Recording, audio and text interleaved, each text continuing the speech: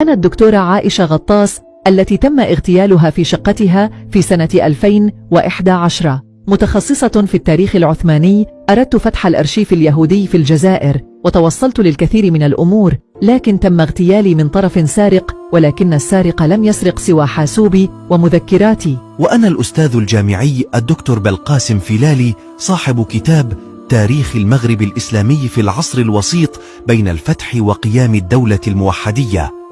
تم العثور عني ميتا بمنطقة معزولة في بني حميدان قسنطينة كجثة هامدة بعد 3 أيام من اختفائي. وأنا الدكتور أبو القاسم سعد الله، تمت سرقة محفظتي وحقيبتي، وقد ذكرت ذلك في كتاب مسار قلم الجزء 5.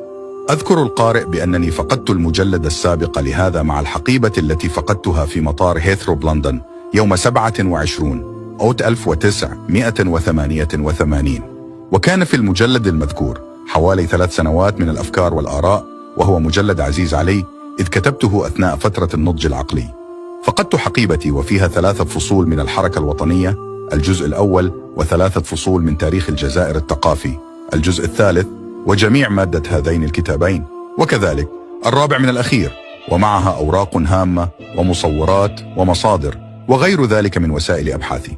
أرجح أن يكون السارق من المخابرات الفرنسية أو الإسرائيلية، وقد يكون السارق غير ذلك مثلا من اللصوص المحترفين، وقد أعلنت عن السرقة لدى الشرطة البريطانية فثبطوا عزيمتي في العثور على الحقيبة.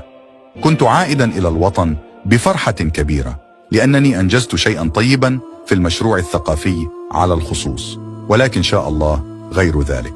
وبعد وصولي إلى الجزائر وجدت منزلي قد سرق أيضا جهاز كمبيوتر وآلة حاسبة. ومن هنا ينبغي التركيز على هذه النقطة واستخلاص العبر. اعلموا جيدا أن كل من يكتب في التاريخ إنكم تحت الرقابة.